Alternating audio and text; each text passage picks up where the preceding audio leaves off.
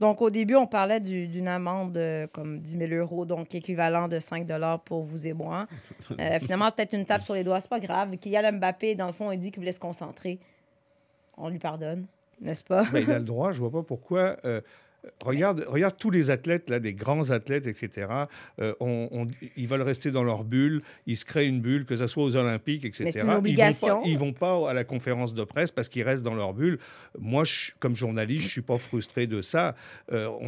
Il faut le respecter et je vois vraiment pas pourquoi on mettrait une amende. La FIFA fait suffisamment d'argent sur le nom de tous ces acteurs-là, etc., pour en rajouter une couche parce que tu t'es pas présenté devant les médias. Faut arrêter un peu. Non, OK. À ça, on blague souvent ensemble, mais là, je suis à ça, là. Je suis à pas grand-chose de changer ma prédiction, là, pour le gagnant du mondial, mais ça fait des années que tu nous casses les oreilles avec Kylian Mbappé. Là, je l'ai rarement vu aussi performant que présentement. Non? Il est fort. Franchement, il est incroyable. 9 buts en 11 matchs de Coupe du Monde. 9 buts, il a fallu 2 Coupes du Monde pour qu'il atteigne les 9 buts. Cristiano Ronaldo, il en a fallu 5, Messi 4. C'est le joueur qui a marqué le plus de buts en Coupe du Monde avant l'âge de 24 ans. Le seul à avoir réussi ça, c'est Pelé. Je veux dire, Exceptionnel. Qu'est-ce que tu veux dire de plus, moi? Qu'il les efface, les conférences de presse, qu'il en fasse aucune. S'il est comme ça, s'il est comme ça à chaque match, il n'y a pas de problème. Je veux dire, tu sais, c'est vrai qu'on arrive à justement avoir des discussions autour de sa personnalité, certains commentaires, Ouais. certaines attitudes qu'il a eues, c'est vrai, mais Et même toi, tu l'avais déploré. 100%, 100%. Mais en même temps, je veux dire, il a la faculté à chaque fois à t'éteindre, en fait. C'est-à-dire que tu viens le critiquer sur des choses hors du football, et il vient le lendemain ou la semaine d'après, et il t'éteint, tu peux plus rien dire. Mais Oui, est-ce que c'est pas le lot de tous ces joueurs un peu uniques qui peuvent à eux seuls changer l'allure d'un match? Il n'y en a pas beaucoup à l'heure actuelle, si on les compte, Non. hein, Sont deux, sur trois. même pas les doigts d'une main.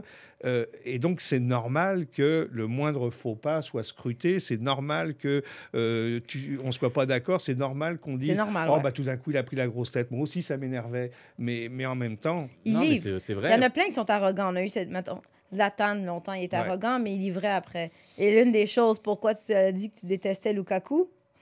Détester, c'est un grand mot, quand même. Non, t'as juste dit qu'il était mauvais. Non, C'est juste ça que t'as dit. c'est un grand, grand mot aussi. Non, mais tu sais, que Non, lui c'est que- arrivait puis il se proclamait meilleur ça. attaquant. C'est d'assumer Donc, t'étais arrogant, mais le lendemain, tu marques pas de but. Donc, C'est ça qui est compliqué, c'est que tu assumes ton statut et je trouve ça encore plus difficile. J'adore, moi, les joueurs qui s'expriment, qui arrivent à avoir des ambitions et les afficher publiquement et d'arriver derrière à les assumer, je trouve ça encore plus beau. Ce que fait Mbappé, c'est juste stratosphérique. Je pense qu'on s'en rend pas assez compte, il faut lui donner ce crédit-là. On a des micro-détails, on regarde justement toutes ces déclarations. Il vient de déclarer d'ailleurs sur ce qu'on vient d'entendre qu'il a préparé toute sa saison en fonction de la Coupe du Monde. Bah, les supporters du Paris Saint-Germain pourraient dire ah bah écoute, en fait il s'occupe que de la Coupe du Monde et il nous a oubliés, etc. Alors que c'est pas du tout le cas. Je veux dire, on a toujours matière à ouais, interpréter tout et à à aller fait. chercher des choses, alors qu'il pense pas du tout à ça. Il veut juste dire qu'il veut être bon pour son pays. Tu auras toujours des gens qui vont critiquer ou regarder certaines choses. Je lance ça comme ça, mais je le retire parce que c'est pas du tout le cas. C'est juste fabuleux ce qu'il ben, fait. ils ont peur. Regarde les Anglais, là. ouais, Oui. parlons-en Chaque des... fois C'est qu'il beau, va- c'est beau mais de voir ça. Chaque fois que Mbappé va avoir le ballon, et c'est ça qui est fabuleux, depuis le début de cette Coupe du Monde, mais pas seulement, même quand tu regardes dans sa ligue avec le PSG, dès qu'il a le ballon, tu te dis, il peut se passer quelque chose. Bon, ça marche pas à tous les coups, mais tous ces débordements contre la Pologne, là, c'était inouï. Ce gars-là pourrait se recycler aux Jeux Olympiques en 100 mètres, là, je veux dire, Ouais. il serait très bon. Et c'est ça qui est fabuleux, c'est la constance de ce jeune-là, parce qu'il est constant, contrairement à d'autres avancantes, contrairement à d'autres attaquants, en fait. Il a cette constance qui est fabuleuse. Et puis, L'efficacité. il a tout. C'est-à-dire qu'en fait, il n'a pas juste sa rapidité, il a sa petite technique, il a son truc pour énerver les défenseurs. Quand il fait ces petits gestes là, de fin de corps, etc., là, oui, c'est baveux, mais On ça est marche. très content de filmer notre balado pour avoir vu les Les mouvements de- les petits mouvements de hanche de Robert. C'était des fans de corps. Ouais, c'est ça. Les gars, le Sénégal, Ah qu'est-ce qui ouais, s'est passé? on était bien Même avec là, Mbappé. Assun, tu m'avais... Non, mais tu m'avais convaincu. Et moi, Ouais. je croyais vraiment, d'après ce qu'on avait vu depuis le début du tournoi, malgré l'absence de Sadio Mané, je me disais, ça y est, ils sont capables d'aller plus loin, d'aller jusqu'au bout. Est-ce que c'est l'Angleterre qui est particulièrement bonne? Peut-être, est-ce qu'on a entendu que Sterling a dû rentrer chez lui parce que sa famille a été cambriolée et tout? Est-ce que c'était peut-être un élément de motivation supplémentaire de vouloir le faire pour Sterling? Est-ce que c'est l'Angleterre qui a été particulièrement efficace ou les Sénégalais qui ont été assez mauvais? Un peu des deux.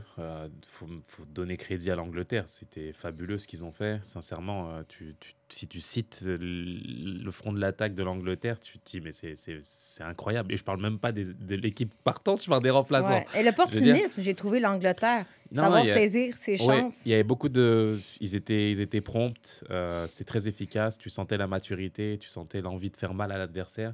Et puis de l'autre côté, pour parler du Sénégal, comme tu l'as dit, j'ai été déçu, sincèrement, par la prestation. Je parle même pas d'aspect tactique, technique, etc. Je parle juste d'attitude. En fait, on a l'impression qu'ils sont complètement passés émotionnellement à côté de ce match-là, qu'ils n'ont pas réussi à rentrer dans le match et qu'ils ont subi l'événement, en fait, face à cette grosse écurie. Donc, c'est malheureux. Pourquoi? Parce que c'est ce type de match qui nourrissent le plus de regrets. Lorsque tu tombes en ayant tout donné, en te disant que tu as joué le match et puis tu le perds, bah écoute, il n'y a pas de problème. Mais quand tu sors de cette façon-là, je veux dire, les spectateurs, les partisans et les joueurs eux-mêmes ont le même goût d'inachevé. Et puis là, tu te dis, tout ça pour ça, c'est compliqué. C'est fou de dire ça pour une équipe africaine, mais c'est une tragédie grecque ce qui s'est passé. Parce que les Sénégalais ont été les artisans de leur propre malheur. Ils avaient tout. Ils avaient le talent.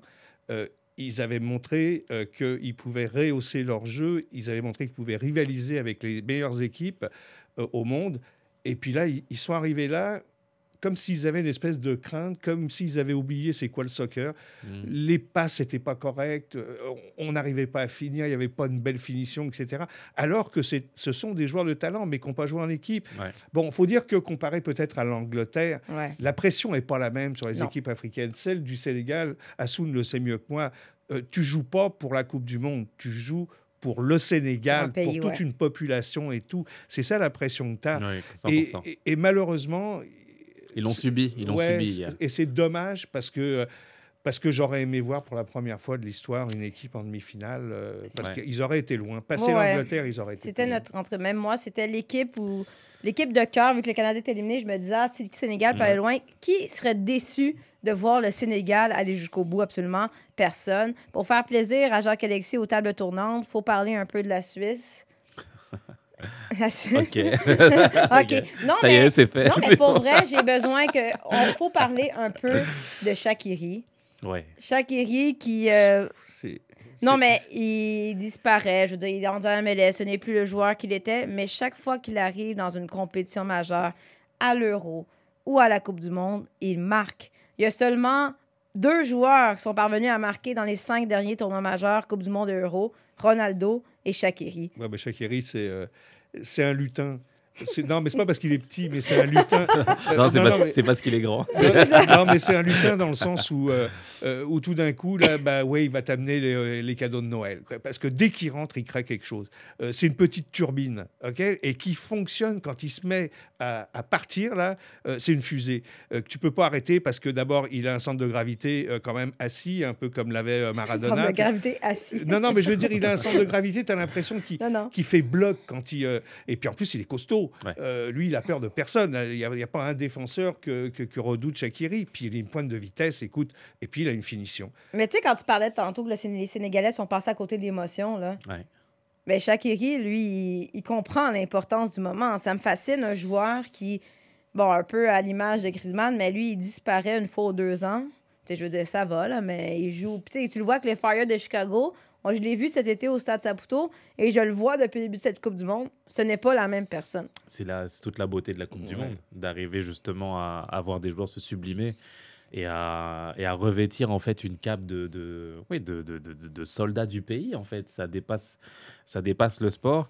Et moi, c'est un des meilleurs joueurs de la Coupe du Monde. Franchement, quand on est objectif, l'apport qu'il arrive à avoir offensivement, la grinta qu'il met... il n'arrête jamais. Ouais, et la personnalité, tu te dis, mais c'est pas possible d'arriver à t'habiter de cette façon-là, alors que tu donnes l'impression d'avoir été un échec à Lyon. On t'a transféré en MLS parce que ça n'allait pas du tout. Puis tu arrives à dire, non, il y a une Coupe du Monde à jouer, je vais remontrer qui je suis vraiment. Donc c'est beau. Moi, je trouve ça beau dans un sens. Il Euh, ne faut pas rêver non plus pour la Suisse. Là. Moi, mais Non, j'aime non, je bien, sais pas, j'ai les grands yeux de notre réalisateur Non, mais derrière. il fallait en parler, il fallait lui faire plaisir. Fallait reconnaître l'apport Oui. de Shaqiri, mais à un moment donné... Bah il y a attention, une la limite. Suisse, ils ont quand même battu la France lors du dernier Euro. C'est eux qui ont sorti la France. On avait les mêmes a priori sur eux. C'est une équipe solide, costaud, qui sort la Serbie de la même façon. Ils ont des joueurs redoutables. On parle de Shaqiri, Mbolo devant, qui a une force incroyable. Techniquement, c'est au-dessus aussi. Je resterai prudent. Pour ce match-là, Tout peut arriver. vraiment, je resterai prudent et je pense qu'ils peuvent avoir leur petite chance aussi. J'avais posé la question à Sun et Oli dans je sais même plus quel balado parce qu'on en fait plein, mais on a parlé de vos déceptions, de vos surprises, mais on l'a demandé à tes fans sur Twitter et sur les réseaux sociaux, Robert. On a demandé c'était quoi votre plus grande déception, votre plus belle surprise. Évidemment, les déceptions, ben, c'est souvent le Canada, la Belgique, l'Allemagne aussi.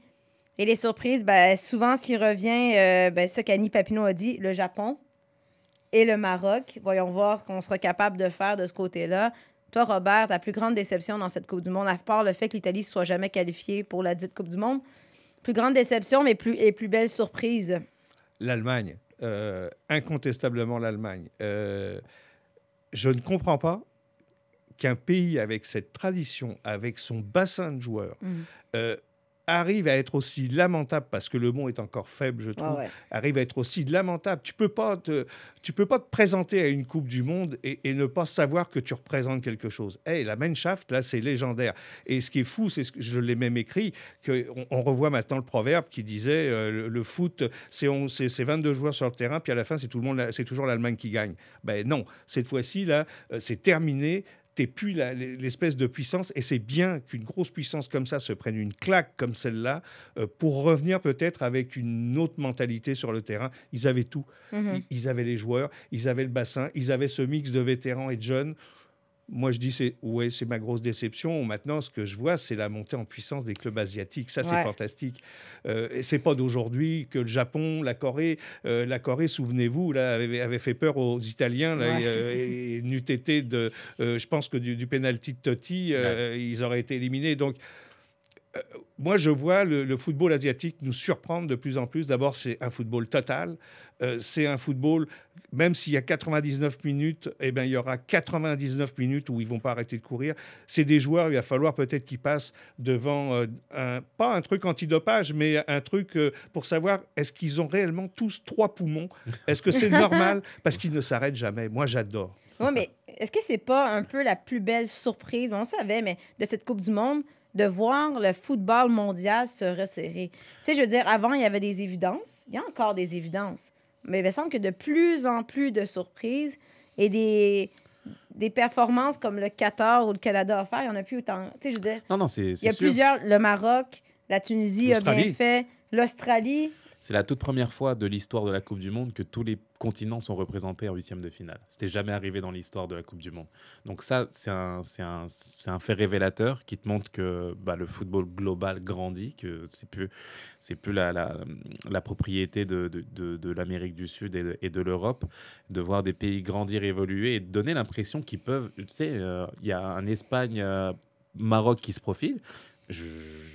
Je mets pas l'Espagne super favori face au Maroc avec ce que j'ai vu. Hein. Je pense que le Maroc a vraiment l'ambition. Oui, l'ambition et la possibilité vraiment de passer. Parce que ce que j'ai aimé dans cette Coupe du Monde, c'est à travers le discours, c'est d'enlever en fait cette cape et ce sentiment de supériorité, de dominance de pays européens sur le plan sportif, mais aussi sur le plan en fait historique de ces pays-là qui avaient pour habitude justement de se retrouver dominés. On parle de colonisation, on parle de le respect en fait du colonisateur pour un pays africain. C'est tous ces aspects-là qui ont été balayés d'un revers de main en fait, et de se dire que écoute, même si on perd, on y va d'égal à égal, c'est 11 joueurs sur le terrain, on est 11 joueurs. Il n'y a plus de ce paradigme-là d'avoir ce complexe d'infériorité. On y va pour gagner et puis adviendra ce qui adviendra. Donc moi j'aime ça, j'ai vraiment bien aimé cet esprit-là que j'ai retrouvé. Et je pense je pense qu'il va y avoir au moins une surprise. Si ce n'est pas le Japon, si ce n'est pas la Corée, ça sera le Maroc ou vice-versa. En fait, ça me fait penser, tu sais, aux artisans et aux professionnels. j'ai rien contre les professionnels, là, mais ça me fait penser à ça. Il y a des pays qui sont en mission et il y a des pays qui ont démissionné.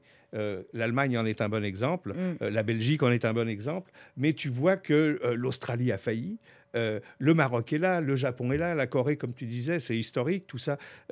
Mais ces gens-là sont en mission. Sans l'unité. Ah oui, complètement. On sait pourquoi ils jouent. Il n'y a pas de star. Il n'y a pas Ouais, c'est véritablement de star. Bon, un peu au Maroc, bien sûr, mais sinon, il n'y a pas de star. C'est ça qui est génial, c'est qu'ils se disent, bah oui, on va jouer ensemble et on va gagner ou on va perdre ensemble. Ce qui n'est pas le cas des grandes équipes. L'Allemagne n'a pas su perdre. Au moment où on enregistre ce balado, ben, il y a d'autres matchs de huitièmes de finale qui sont en cours. Donc, on va faire un épisode spécial pour mettre la table sur les quarts de finale. On va enregistrer ça mardi en fin de journée quand tous ces matchs seront terminés. Fait qu'on pourra refaire nos prédictions. Ça se peut que je change quelques-unes des miennes. Il y a du Mbappé dans l'air, là. Oui, j'ai pas le choix. Il faut. Mais si on n'a pas le choix d'en parler... Tellement soccer, ben, c'est important pour nous de parler de soccer féminin. On est aussi diffuseur canadien francophone de la NWSL. On a beaucoup parlé des différents scandales dans la Coupe, dans la NWSL. Entre autres, les Thorns de Portland. On sait que, bon, l'entraîneur qui est parti. Et il y a Rhian Wilkinson, la Québécoise, qui est arrivée avant le début de cette saison. Thorns de Portland, champion. On apprenait au cours de la dernière semaine que le propriétaire annonçait qu'elle allait vendre ses parts, dans le fond, qu'elle allait quitter. Et là, déjà, ça jasait parce qu'on a vu Christine Sinclair, entre autres, publier sur les réseaux sociaux un message où elle remerciait le propriétaire. Et là, les gens sont comme, mais voyons, pourquoi Christine Sinclair fait ça? C'est un propriétaire qui a vraisemblablement couvert certaines personnes qui avaient des agissements répréhensibles. 24 heures plus tard, c'est un vrai téléroman, Rhian Wilkinson démissionne en expliquant qu'elle avait développé des sentiments avec une joueuse. Ensuite, elle a parlé avec les ressources humaines. Il y a eu une enquête. Elle a été blanchie de tout acte répréhensible. Mais les joueuses ont finalement appris par la bande ce qui s'était passé, ont demandé sa démission. Il y a un article plus étoffé sur The Athletic qui dit que finalement, peut-être qu'elle n'aurait pas bien suivi le processus. Bref, cette histoire-là n'est pas claire. Ce que je trouve triste là-dedans, mais là, on ne va pas refaire toute l'histoire des Thorns de Portland. Rhian Wilkinson, c'est un grand talent. C'est une fille qui a représenté l'équipe canadienne. C'est une fille qui a coaché avec l'équipe d'Angleterre, qui était entraîneuse adjointe lors des Jeux de Tokyo avec l'équipe anglaise. Elle arrive ici, première saison, victoire, elle gagne le championnat. Et même plusieurs personnes parlaient d'elle peut-être comme d'une candidate pour aller coacher du côté masculin, peut-être. Bref, il y avait beaucoup d'aspirations. Est-ce que vous craignez que ça va entacher son futur, t'sais? Parce que là, on ne sait pas exactement ce qui s'est passé, mais la réalité, c'est qu'elle était en position de pouvoir. C'est pas la première fois que ça arrive. C'est pas la dernière fois que ça arrive. Ça dépend ce qu'elle a fait, Christine. Quand un entraîneur est en position de pouvoir et que ça devient abusif, moi, je dis effectivement, il y a problème. Il y a problème éthique, il y a problème moral, il y a toutes sortes de problèmes, ça vient poser. Et c'est normal que des gestes soient posés et que le coach ou la coach soit viré. En l'occurrence, c'est vrai qu'on ne sait pas tout, mais en l'occurrence, on ne peut pas parler d'abus de statut de pouvoir. On parle de relations amoureuses, de sentiments amoureux. Maintenant, est-ce que ça a influencé, c'est la question qu'il faut se poser, est-ce que éthiquement, est-ce que ça a influencé le fait qu'elle fasse plus jouer cette joueuse-là qu'une autre? Là, ça vient poser problème. Mais sinon, le reste, il n'y a pas eu d'abus. On ne peut pas comparer ça avec tous les scandales qu'on a connus ces derniers temps, là. Il n'y a pas d'abus, mais au niveau des joueuses, dans le fond, elles se sentent biaisées ou elles craignent flouées en quelque sorte, parce que comment savoir s'il n'y a pas eu un certain... C'est dur de ne pas avoir de préférence. Oui, mais pour moi, ça, c'est une question, comme l'a dit Robert, qui est totalement différente et qui, pour aller droit au but, pour moi, il n'y a aucun problème, en fait. À partir du moment où il n'y a pas eu d'abus, ou à partir du moment où il n'y a pas eu de manque de respect, ou à partir du moment où les deux sont consentants, je veux dire, ils sont libres d'avoir une relation amoureuse. Le reste est de savoir si l'éthique est respectée en termes de choix sportifs, finalement, parce que c'est ça qui nous intéresse. Est-ce que la joueuse qui est en concurrence avec cette personne-là va jouer si elle ne l'est pas? Et moi, Franchement, à partir du moment où la coach reste honnête et essaye d'avoir ce sentiment-là, ça peut passer parce que dans un autre registre, je veux dire, Luis Enrique est à la Coupe du Monde aujourd'hui. Il y a son beau-fils qui est dans l'équipe aujourd'hui, hein, il est dans le groupe. Il y a Zinedine Zidane qui était au Real Madrid. Son fils était dans l'équipe du Real Madrid aussi. Il y a Conceição à Porto qui avait son fils aussi, qui a son fils au FC Porto aussi, ou Claude Puel en France avec son fils, je veux dire, qui jouait dans l'effectif. Non, Il y a non, de des nombreux... possibles conflits d'intérêts. On a Wea et son Wea, père est quand même le le président de la République. Je veux Les dire, conflits et d'intérêts ancien grand possibles, il y en joueur. a partout, mais c'est juste que c'est une grosse zone grise. C'est dur de savoir si ça aura une incidence. Il s'agit d'une fois où il va y avoir une décision qui va favoriser, même si, même si dans c'est un sens sportif. favoriser, Christine, mais dans un autre sens qui peut mettre encore plus en difficulté Oui. une personne qui coach qui va pas, je pense, se compromettre à faire du favoritisme si tu sais que déjà il y a déjà des observateurs sur toi. Donc je pense qu'au contraire, ça peut permettre de clarifier les choses, à partir du moment où on arrive à faire la part des choses et que, je le répète, qu'il n'y a pas d'abus, qu'il n'y a pas de fléau en fait répréhensible sur le plan moral et légal. C'est ça. Je veux dire, pour moi, c'est le sport qui doit faire la Quand différence. l'éthique est là, regarde, on a connu, souviens-toi Christine, 2 joueuses qui étaient dans 2 équipes adverses et qui étaient amoureuses. Est-ce que s'il y avait eu, par exemple, je vais te laisser passer ou je te ferai pas mal, ou s'il y avait eu quelque chose au niveau éthique, on les aurait laissés sur le banc. Si on les a laissés jouer alors qu'elles ont des sentiments, mais sur le terrain, non, tu les regardais, là, jamais tu penses 30 secondes qu'elles sont en couple. Alors, je pense que faut faire attention, il y a une ligne qui est mince, je ne verrais pas ça comme quelqu'un qui a le pouvoir versus quelqu'un qui sous ce pouvoir-là. Je verrais plus, c'est une histoire, et pourquoi pas une histoire d'amour. C'est pas la première entraîneur qui va se marier avec son athlète. J'en connais plein, et c'est des belles histoires. C'est délicat parce qu'on ne sait pas non plus, vas-y, le fond de l'histoire. Ce que je veux dire, c'est qu'on n'a pas besoin d'en arriver à une histoire amoureuse pour avoir ce type de discussion déjà. Ne serait-ce qu'amicalement, en termes d'affinité, il y a toujours des entraîneurs qui ont plus d'affinité avec certaines joueuses ou d'autres. Tu as déjà ces débats-là avant même d'en arriver à des histoires d'amour, justement, où tu vas te dire, regarde, le coach, il préfère, il va boire un verre avec cette joueuse-là, il va discuter avec ce joueur-là. Et c'est des choses que moi-même, j'ai vécues par le passé dans ma carrière, de voir des affinités entre certains joueurs et les coachs. Comme quelques noms. Non, mais c'est ça. Tu sais qu'ils vont au restaurant le mardi ensemble, tu sais dans quel resto ils vont aller, et tu sais, oui, quelquefois, qu'il y aura un certain favoritisme. C'est le sens de la vie aussi. Pas besoin de sentiments amoureux pour qu'il y ait du favoritisme. C'est ça, exactement. Ouais. Ça existe non, mais aussi. c'est parce qu'évidemment, c'est dans l'air du temps, c'est délicat, on ne connaît pas le fond de l'histoire. Moi, je peux dire que quand j'ai vu cette nouvelle-là, j'étais déçue, fâchée, triste, parce que c'est une fille d'ici que j'apprécie beaucoup. Je reconnais son talent. J'espère qu'il n'y a pas eu de gestes répréhensibles. Là, si c'est de ce côté-là, s'il y a eu vraiment du favoritisme, si elle a abusé de son pouvoir, là, je veux dire, c'est condamnable. Et là, c'est une grosse zone grise. Je connais pas le fond de l'histoire.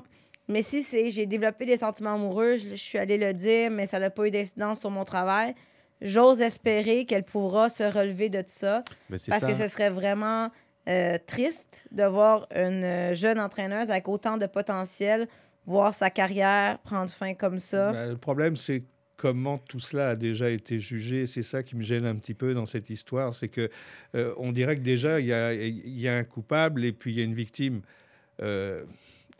Ça me dérange toujours, ce type d'histoire. En fait, dans les réseaux sociaux, la joueuse aussi en question, qu'on n'est pas supposé de savoir le nom, mais des deux côtés, Rihanna est pointée du doigt. La joueuse aussi, j'ai l'impression. C'est pas comme si elle allait revenir dans ce vestiaire-là avec ses coéquipières qui ont demandé la démission du coach, on s'entend. Mais c'est ça, c'est que c'est compliqué. C'est que je pense même pas que ce soit un avantage pour elle, en soi. Quand tu arrives dans cette situation-là, tu sais que tu vas être tout de suite jugé, qu'il va y avoir des a priori, des jugements, comme tu le disais. Et il y a plusieurs victimes potentielles. C'est que ce serait justement, ce seraient les joueuses, en fait, finalement, de l'effectif, qui se sentiraient flouées par rapport à cette situation-là. Donc, c'est compliqué. C'est pas les meilleures situations, mais je pense que... Voilà, moi j'ai vu d'autres situations bien plus compliquées que ça. J'aime cet aspect-là parce qu'on ne faisait pas le lien avec le fait qu'il y a toujours du favoritisme dans une équipe. Je pense que dans le cas des joueurs des Thorns aussi, il y a un peu un historique et une blessure de son... Tu sais, ça revient à... C'est ça que Rhiannon Wilkinson disait dans son communiqué. je suis désolée que encore les joueurs des Thorns soient prises dans une histoire qui n'a pas rapport avec le terrain et le soccer. Comme on peut-tu juste jouer au soccer avec un coach qui n'a pas des commentaires déplacés ou de relations avec une joueuse, avec un propriétaire qui ne couvre pas les histoires déplacées? On peut juste jouer au foot? En bout de ligne, c'est ça. Je pense que c'est sûr que les joueurs des Thorns présentement sont un peu sensibles. Puis je dis pas ça péjorativement. Ils en ont vécu beaucoup. Comme beaucoup de filles qui évoluent dans la NWSL, j'ai parlé avec plein de joueuses qui ont dit à quel point ça a été difficile parce qu'ils ont vécu plusieurs mois, plusieurs années sous un coach qui avait des comportements déplacés, soyons clairs avec ce qui s'est passé.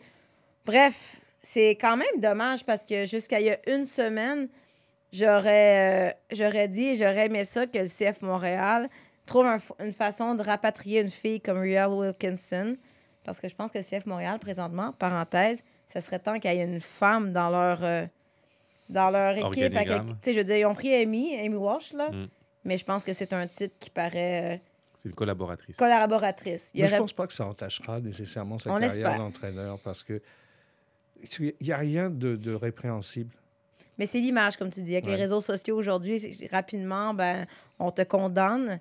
On va voir ce qui va se passer. Puis d'ici là, on a d'autres excellents matchs de Coupe du Monde.